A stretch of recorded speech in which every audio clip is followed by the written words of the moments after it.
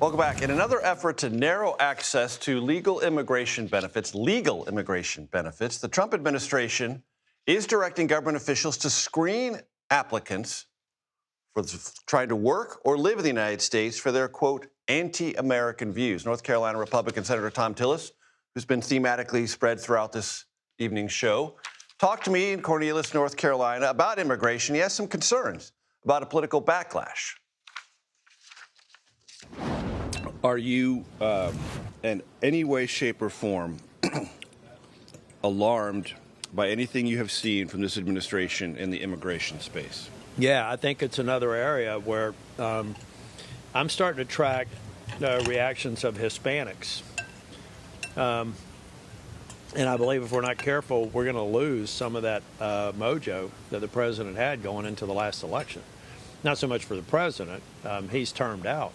But for members that are running in districts and in states where the Hispanic population could be the margin of error. What do you think is happening? Do you think they're coming to different conclusions about what was promised and what's actually happening? Yeah, because, I mean, and if we're not careful, we could be repeating the very sort of perception. It's not reality, but the perception of what led them to legally immigrate to the United States. I'm talking about the legally present population.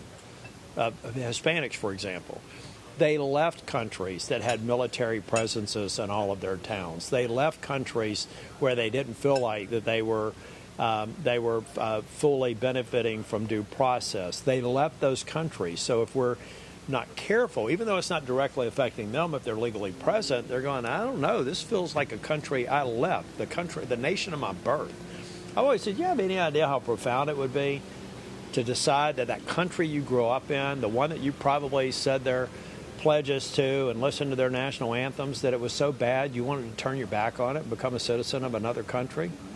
And so it's got to be burned in their mind what those circumstances were. And any time our behavior, it's not literally what they fled from, but any time our behavior mimics that, I don't know. I think that's runs roughshod over due process. Right.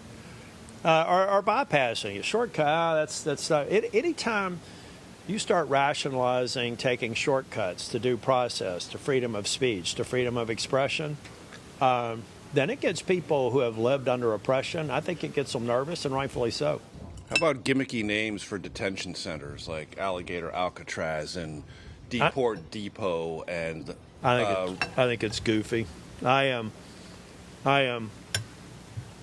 I just don't buy. I advise businesses. I never advise them on goofy little slogans and stuff. It may seem cute in the moment, but if all of a sudden you've got somebody in Alligator Alcatraz or whatever the other garbage they're calling these facilities, it starts affecting families, and people kind of like joking it off. I think what they're doing, they may be fine if they're in a confirmed position in the White House, but if you're running in a tough district, you should be looking at that rhetoric and see how it's going to help you get reelected as a Republican.